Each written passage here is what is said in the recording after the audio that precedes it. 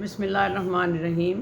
M اے اردو ادب سال اول، دوسرا پرچہ۔ غلام عباس کا لکھا ہوا افسانہ اوور کوٹ۔ آج ہم دیکھیں گے کہ اوور کوٹ میں کس طرح انہوں نے ایک حقیقت اور معاشرے میں جو ہے اس کو بیان کیا ہے۔ پہلے دیکھتے ہیں کہ غلام عباس کس طرح کے افسانہ نگار ہیں، کس طرح سے کیا ان کی ادب میں حیثیت ہے۔ غلام عباس کا شمار پریم چند کے بعد اردو ادب کے گنے چنے افسانہ نگاروں میں ہوتا ہے۔ ان کے افسانے تکنیک اور موضوع کے اعتبار سے بہت سے افسانہ نگاروں سے بہتر ہیں۔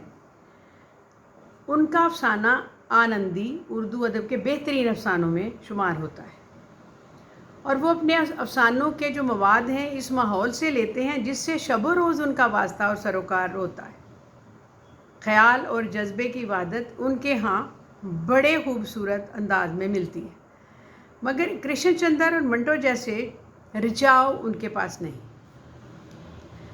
غلام عباس کا شمار موجودہ دور کے جدید اور کامیاب افسانہ نگاروں میں ہوتا ہے۔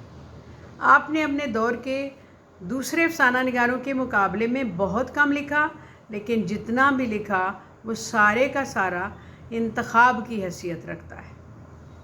غلام عباس نے اپنے افسانوں کو بڑی محنت اور احتیاط سے لکھ کر اعلیٰ ادبی مقام عطا کیا۔ غلام عباس کے افسانوں کا تعلق ان کے آس پاس کے ماحول سے ہے۔ ان کے اکثر افسانوں کا موضوع انسانوں کی منافقت، ان کی ظاہر داری اور باطن کا فرق ہے۔ اس کے علاوہ غلام عباس اپنے افسانے میں ہمارے معاشرے کے درمیانے طبقے کی خوبصورت تصویر کھینچتے ہیں، جو بظاہر امیروں کی برابری کرنے کی کوشش کرتے ہیں لیکن در حقیقت وہ غربت میں پل رہے ہوتے ہیں۔ غلام عباس اپنے افسانوں کے ذریعے ان حقیقتوں کو سامنے لانے کی کوشش کرتے ہیں جن کا اعتراف انسان نہیں کرتا، کبھی کرنے کی کوشش نہیں کرتا، منافقت میں رہتا ہے۔ ہم جس چیز کو برا سمجھ کر اسے نفرت کرتے ہیں وہ اسے ختم کر دینا چاہتے ہیں۔ چنانچہ یہ اوور کوٹ ان کا افسانہ جو انہوں نے لکھا ہے، کچھ اس کا پس منظر آپ کو بعد میں بتائیں گے کہ انہوں نے کس طرح سے اس افسانے کا جو کہ ان کے ذہن میں کیسے خیال آیا اس کا۔ کچھ بڑا بہترین اس کا سٹارٹ ہے، خوبصورت ہے، پڑھنے والے بڑا ہم نے جب پہلی بار اس کو اپنے اسٹوڈنٹ لائف میں پڑھا تھا تو ہم بھی بہت متاثر ہوئے تھے، بہت خوش ہوئے تھے، لیکن آہستہ آہستہ اس کی حقیقت کھلی۔ اوور کوٹ کا شمار غلام عباس کے مشہور افسانوں میں ہوتا ہے۔ یہ افسانہ خود غلام عباس کو بھی بہت پسند تھا۔ اپنے ایک انٹرویو میں انہوں نے کہا کہ اوور کوٹ کا شمار آنندی، کتبہ اور حمام میں کے ساتھ اپنے افسانوں میں سب سے زیادہ مجھے پسندیدہ افسانہ ہے۔ بقول غلام عباس کے اس افسانے کا دوسرے افسانوں کی زبانوں میں ترجمہ ہوا ہے اور ان کو انعامات سے بھی نوازا گیا ہے۔ اس افسانے جو اس کا بہترین اس کا طریقہ تھا وہ یہی تھا کہ انہوں نے جو بعد میں بیان کیا ہے اس کو بتایا جائے گا کہ اوور کوٹ میں اظہار خیال کرتے ہوئے انہوں نے خود کہا کہ جب میں نے اوور کوٹ لکھا تو مجھے بتایا گیا کہ بہت سے لوگوں کا، دو اور لوگ ہیں جو گوگول کا نام بھی اس میں مشہور تھا، جو اسی نام سے ایک ان کا افسانہ تھا، اور ایک جو راجندر سنگھ بیدی کا افسانہ گرم کوٹ میں پڑھ چکا تھا، خود کہتے ہیں، اور لیکن میں نے بلا خوف و خطر بے باکی سے اوور کوٹ کے نام سے افسانہ لکھ ڈالا، کیونکہ یہ کوئی میں نقل تو کر نہیں رہا تھا، یہ تو میری اپنے ذہن کی اختراع تھی، میں نے خود ہی لکھا تھا، تو مجھے کوئی اس میں ڈر نہیں تھا۔ اور یہ افسانے کا مرکزی خیال جو ان کے ذہن میں پیدا ہوا وہ کچھ اسی نوجوان کو دیکھتے ہوئے اپنے آپ کو اس میں شامل کرتے ہوئے انہوں نے اس میں جو پیش کیا وہ کچھ ایسے تھا کہ جنوری کی شام ایک خوش پوش نوجوان ڈیوس روڈ سے گزر کر مال روڈ پر پہنچا اور چیرنگ کراس کی طرف مٹر گشت کرتے ہوئے چلنے لگا۔ وہ بڑا فیشنیبل دکھائی دے رہا تھا، جسم پر بادامی رنگ کا اوور کوٹ، سر پر ہیٹ اور گردن میں سفید سلک کا جو مفلر تھا گلو بند تھا وہ لپیٹے ہوئے تھا، ایک ہاتھ اوور کوٹ کی جیب میں اور دوسرے ہاتھ میں چھوٹی سی چھڑی لیے ہوئے اپنے آپ میں مگن چلتا جا رہا تھا۔ اس وقت سردی خاصی شدید تھی، مگر اس نوجوان پر اس کا کوئی اثر محسوس نہیں ہو رہا تھا، بلکہ اس کی طبیعت میں چون چالی میں اضافہ ہوتا جا رہا تھا۔ چلتے چلتے اس نے رومال نکال کر بڑی نفاست سے اپنا چہرہ صاف کیا اور قریب گھاس پر چھوٹے بچوں کو کھیلتے ہوئے دیکھنے لگا۔ تھوڑی دیر بینچ پر بیٹھا، بچوں نے اسے دیکھا، وہ دیکھ کر بھاگ گئے۔ اسی طرح مال روڈ پر جو آنے جانے والی گاڑیوں، موٹر سائیکلوں، پیدل چلنے والوں کی خاصی بھیڑ تھی۔ آنے جانے والوں کے ہر عمر کے، ہر طبقے کے لوگ اس میں شامل تھے، جن میں تاجر، سرکاری افسر، لیڈر، فنکار، کالجوں کے طلباء و طالبات، نرسیں، اخباروں کے نمائندے، دفتروں کے بابو۔ زیادہ تر لوگ اوور کوٹ پہنے ہوئے تھے، مگر نوجوان نے جو اوور کوٹ پہنا ہوا تھا اس کا کپڑا خاصا پرانا مگر بہت بڑھیا تھا، مہنگا تھا۔ وہ کسی ماہر درزی کا سلا ہوا تھا، سلوٹ نام کو نہیں تھی۔ نوجوان اس میں بہت مگن تھا۔ یہ نوجوان سیمنٹ کے ایک بینچ پر بیٹھ گیا اور آنے جانے والوں کو دیکھنے لگا۔ ایک بلی بھی اس کے قریب آ کر بیٹھ گئی اور اسے پیار سے اس کی ہاتھ پھیرنے لگا اس کے اوپر۔ اس نے پان سگریٹ پینے والے ایک لڑکے سے، بیچنے والے ایک لڑکے سے ایک سگریٹ لیا، آہستہ آہستہ سگریٹ کا کش لگایا۔ تھوڑی دیر یوں ہی سستانے کے بعد وہ اٹھ کھڑا ہوا اور ایک دفعہ پھر مال روڈ کی پٹڑی کے اوپر مٹر گشت کرنے لگا۔ ایک ہوٹل میں آرکیسٹرا بج رہا تھا۔ ہوٹل کے باہر بہت سے مفلوک الحال لوگ حسرت سے اندر دیکھ رہے تھے۔ وہ نوجوان بھی چند لمحے رکا، پھر آگے بڑھ گیا۔ راستے میں ایک اسٹال اور قالین فروش کے پاس وہ رکا۔ وہاں اس نے شام کے قریب کوئی ایسا چہرہ اس کی طرف متوجہ نہیں تھا جو دیکھتا کہ اب وہ ہائی کورٹ کی طرف چل پڑا اور سڑک کو عبور کر کے چلنے لگا۔ پیچھے سے وہ کچھ وجہ تھی، وہ ایک جوڑا جا رہا تھا، لڑکا اور لڑکی، اور وہ آپس میں کچھ اس قسم کی گفتگو کر رہے تھے جس میں ان کا کوئی ذاتی مسئلہ تھا۔ تو اس نوجوان کو وہ بات سننے کا تھوڑا سا تجسس ہوا اور یہ انہی کے پیچھے سڑک کراس کرنے لگا۔ یہاں ہی اس کی بدقسمتی نے آ لیا، یعنی ایک اینٹوں سے بھری ہوئی لوری ٹرک اس نے آ کر اس کو ہٹ کیا اور اس کو کچل کر اندھیرے کا فائدہ اٹھاتے ہوئے وہ لاری جو تھی چل نکلی۔ رات کا وقت تھا، کوئی اس کو ادھر سڑک پر تڑپتا رہا۔ لوگوں نے ادھر ادھر سے دیکھا اور اس کو اٹھا کر ایک گاڑی میں ڈال کر میو اسپتال پہنچا دیا، اور بہت سے لوگوں نے اس سارے واقعہ کو دیکھا۔ انسپیکٹر کی مدد سے نوجوان کو ایک کار میں ڈالا اور میو اسپتال پہنچا دیا۔ ابھی اس میں تھوڑی سی جان باقی تھی۔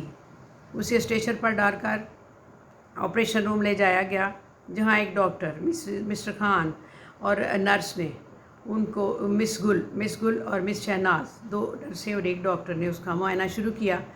اور بادامی رنگ کا اوور کوٹ ابھی بھی اس کے جسم پر تھا، مفلر ابھی بھی اس کے جسم پر لگا ہوا تھا، سر کا تیل کی خوشبو پھیلی ہوئی تھی آپریشن تھیٹر میں۔ اس کی دونوں ٹانگیں کٹ چکی تھیں اور خون بڑی مقدار میں بہہ چکا تھا۔ آپریشن روم میں جب اس کا لباس اتارا جا رہا تھا تو جو ہی گلو بند نکالا گیا اور کوٹ کی طرف ہاتھ لگا، نرسوں نے ایک دوسرے کی آنکھوں میں دیکھا کہ نیچے تو کوئی قمیض ہی نہیں تھی، اور اوور کوٹ کے نیچے پھٹا ہوا پرانا سویٹر اور خستہ حال بنیان تھی۔ پتلون بھی اتنی پرانی کہ اس کے بیلٹ سے بھی نہیں باندھی ہوئی تھی، بلکہ ایک نکٹائی سے اس کو اوپر سے ناٹ لگائی ہوئی تھی، اور اسی طرح سے پاؤں میں بھی ایک جیسی جرابیں نہیں تھیں، دونوں الگ الگ حصے تھے اور ایڑیاں پھٹی ہوئی تھیں جس میں سے اس کی گندی ایڑیاں نظر آ رہی تھیں، اور اسی طرح سے نوجوان دم توڑ چکا تھا۔ نوجوان کی جیب سے کنگھا، رومال، آدھا سگریٹ، ڈائری، اشتہار، وہ گانوں کا اشتہار جو اس نے مال روڈ پر پکڑا تھا ایک شاپ سے، افسوس کے بیت کی وہ چھڑی جو اس کے ہاتھ میں تھی وہ کہیں اور اس ایکسیڈنٹ میں کہیں ادھر ادھر گر گئی۔ یہ اس نوجوان کی حالت اس میں دیکھی۔ اب اس کی وجہ یہ تھی کہ اس میں انہوں نے یہ دکھانے کی کوشش کی ہے کہ میں کس طرح سے یہ لوگ اپنے آپ کو چھپاتے ہیں، اپنے آپ کو ظاہر ہونے نہیں دیتے۔ اس کی وجہ وہ یوں بیان کرتے ہیں، کہتے ہیں کہ ہوا یہ کہ اوور کوٹ کا میرے ذہن میں خیال کیسے آیا؟ وہ ایسے آیا کہ میں دہلی میں تھا اور ایک رات کو ہم ایک موٹر کار پر نظام الدین اولیاء کے مزار کو جانے والی سڑک پر رواں دواں تھے۔ مقصد محض تفریح اور گپ بازی تھا۔ کار پطرس بخاری چلا رہے تھے اور کار کے دوسرے مسافروں میں تاثیر، فیض احمد فیض، کرنل مجید، ملک مرحوم اور خاکسار شامل تھے۔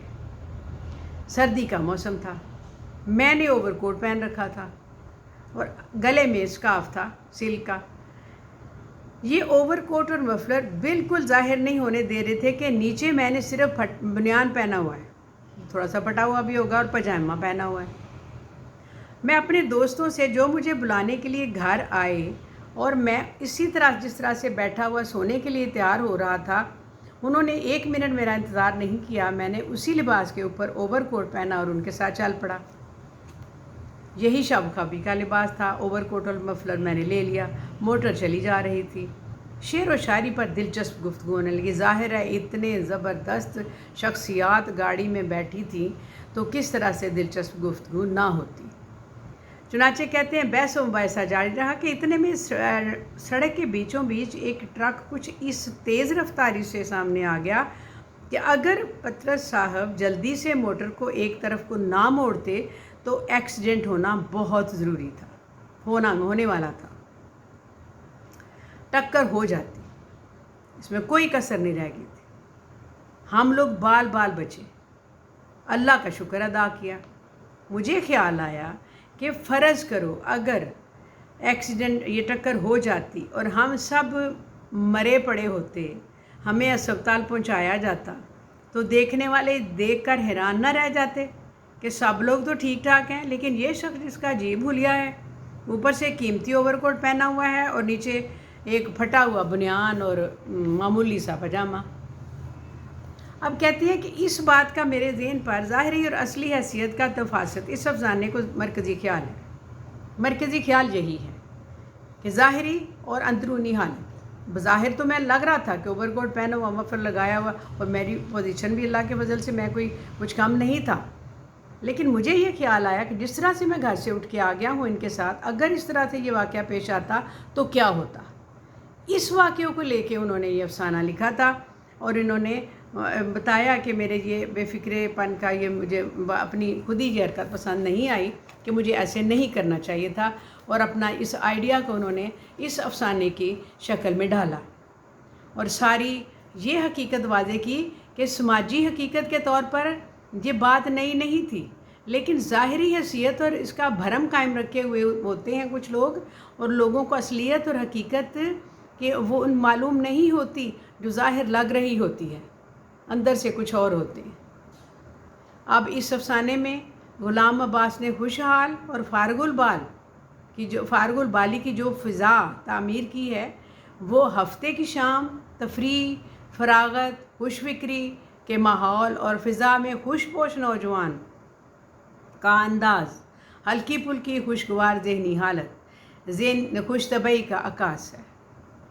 بیت کی ایک چھوٹی سی چھڑی گھمانا اور بلے کو اس طرح سے گھمانا، ہاتھ کو گھمانا جیسے کہ وہ کرکٹ کھیل رہا ہے، پھر دوڑ کر جھوٹ موٹ اس انداز میں بالنگ کرانا، اور اس کی 4 ڈال سے بانگ پن ٹپکتا تھا۔ وہ چیئرنگ کراس میں انگریز بچوں کو دیکھتا رہا، تراش سے خاصا فیشنیبل لگتا تھا۔ یہ ساری باتیں انہوں نے اس میں اس لیے شامل کی ہیں کہ مرکزی کردار خوشحالی اور اسودہ حال اور بے فکرہ نظر آ رہا ہے، لیکن اندر سے ایسا نہیں ہے۔ یہ دوگلا پن اس میں انہوں نے ہمیں بتایا کہ اس طرح سے دوگلے پن سے بھی لوگ زندگی گزارتے ہیں، جو کہ ہمارے معاشرے کا ایک خاص حصہ بن چکا ہے۔ غلام عباس کے افسانوں میں صحت مندی، فطری دلچسپی کا اظہار غیر محسوس طریقے پر کہیں کہیں کسی افسانے میں دیکھنے میں آتا ہے۔ یہ دلچسپی بالواسطہ یا دوسرے مباحث میں ممکن ضمنی طور پر منظر میں آتی ہے، لیکن یہ بہت سی جزیات ان کے ہاں بہترین طریقے سے ہمیں ملتی ہیں۔ یہ ان کا افسانہ جو کہ آپ کے سلیبس میں تھا، یہ اس کی مختصر کہانی اور اس کا جو حقیقت تھی وہ بھی، اس کی بیک گراؤنڈ جو تھی وہ بھی میں نے آپ کو بتا دی۔ اب اس کو سنیے اور اپنے طور پہ کویشچن تیار کیجئے اور اس کو لنک کیجئے، شیئر کیجئے، سبسکرائب کیجئے۔ شکریہ، السلام علیکم۔